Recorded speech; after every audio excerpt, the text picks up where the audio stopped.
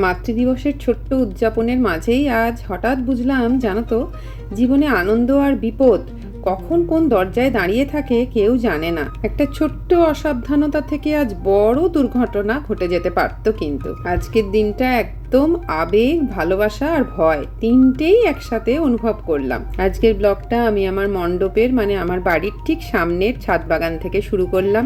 নমস্কার বন্ধুরা, অপরাহ্নের সূর্যতে তোমাদের সকলকে স্বাগত। আশা করি তোমরা সকলে ভালো আছো, যে যেখানেই আছো। আমিও বেশ ভালো আছি। আজ সকাল থেকেই আকাশের মুখ ভার, যখন তখন এক পশলা কিন্তু ঝেপে আসতেই পারে। সকালবেলাটা একটু ছাদ বাগানে ঘুরে নিলে বেশ মাইন্ডটা ফ্রেশ হয়ে যায়। মাছ, ফল, এদিকে সবজি, সব লাইন দিয়ে বাড়ির সামনে চলে এসছে। বাজার এখান থেকেই শুরু হয়ে যায়। ভালোই ফ্রেশ ফ্রেশ সব থাকে, বাজার যাওয়ার সময়টাও বাঁচে। পুজো করে জাস্ট নামলাম, আর এখন এইগুলো ম্যানেজ করতে হয়। এই মাছটা দেখাও।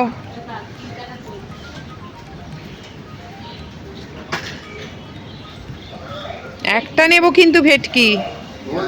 হ্যাঁ, কি পারছো না? ভেটকি মাছ আমার অত কেউ পছন্দ করে না, একটাই দাও। ওই দেখি মাছটা।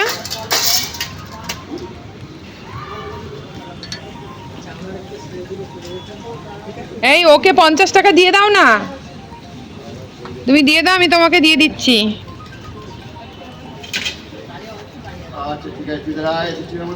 একটাই দেবে কিন্তু, একটাই নেব। কি হয়েছিল বলো তো ওখানে? গ্যাসের রেগুলেটর হাই প্রেসার হয়ে গেছে, মানে প্রেসার কুকারের থেকেও বিশাল সাংঘাতিক গ্যাস মানে বার হচ্ছে, শো শো করে আওয়াজ হচ্ছে। কি বড় অ্যাক্সিডেন্ট হতে পারতো বলো তো? আগুন ধরালেই ফায়ারিং হয়ে যায়।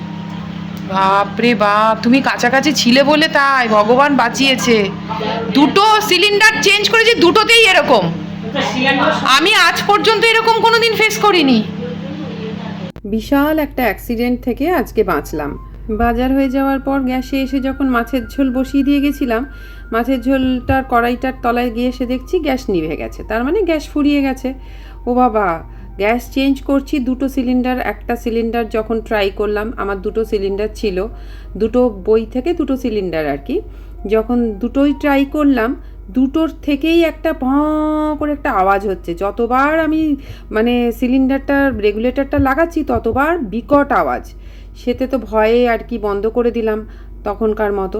তারপরে এই মেকানিক ভাইটাকে ডাকলাম, পাগলের মতো কান্নাকাটি করছিলাম, কিছু যদি হয়ে যায় কি করব, তুমি তাড়াতাড়ি আসো। তো যাই হোক, আসলো, মানে কাছাকাছিই ছিল আর কি, ভগবানের কৃপায়। ওরা দূরে থাকলে তো আসতেই পারতো না, তখন কি হতো আমি জানি না। তো যাই হোক, এই যাত্রায় বেঁচে গেলাম সপরিবারে, এটুকু বলতে পারি।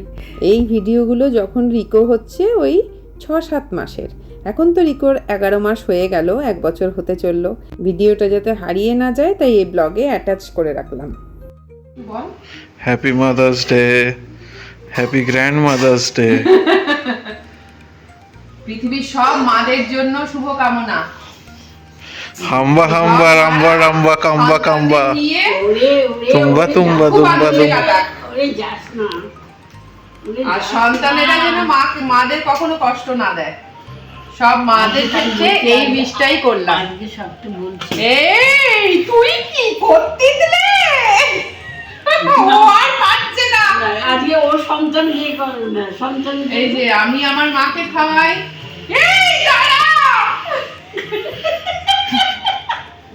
মুখটার দিকে তাকা, মুখটাকে চেতে দেবে না,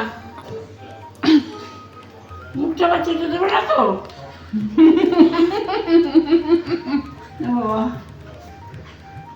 আচ্ছা এই যে এই না, একটু একটু একটু একটু।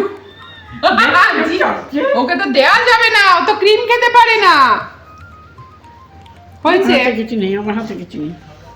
চলো, আজকে বাইরে যাওয়ার প্ল্যান হচ্ছিল, কিন্তু তোমরা সবাই জানো তো যে বাড়িতে একটা মানে কি বল মিসহ্যাপ হয়েছে।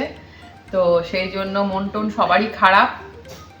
এই অবস্থায় ছেলেরা একটু বাড়িতেই খাওয়া দাওয়া আর কেক কাটিং এর ব্যবস্থা হলো। এমনিতে প্রতিদিনই মাতৃদিবস, মাদের জন্য আলাদা করে কোনো দিন হয় না, তাই না বলো? তো সেক্ষেত্রে একটু জাস্ট সেলিব্রেশন। চলো। जय सिया राम। তোমার হাত এইটা দারুণ, প্রত্যেক মাই বলে না, আমি বলে সব সহ্য করছি। এটা মাদের কমন ডায়লগ। আর ওরা কিরকম ভাবে দেখো, ভেবে টেবে কি সুন্দর করে। মার মুখটা দেখো না, কি রাগ। হ্যাঁ, প্রচুর সহ্য করছে। বাচ্চারা তো বিরক্ত করে না। সারাদিন যা গেল, সকালে গ্যাসের রেগুলেটরের কথা ভাবলে এখনো বুকটা কেঁপে উঠছে। তবুও এই ছেলেদের ছোট্ট আয়োজন কিন্তু দিনের শেষে বেশ বড় শান্তি এনে দিল। বলে না, যার শেষ ভালো তো আর সব ভালো। সত্যি আজ বুঝলাম জীবনে প্রতিটা মুহূর্ত কতটা মূল্যবান। চলো, আজকের মতো এতটুকুই। দেখা হচ্ছে তোমাদের সাথে আবার পরের ব্লগে। তোমরা সবাই খুব ভালো থেকো।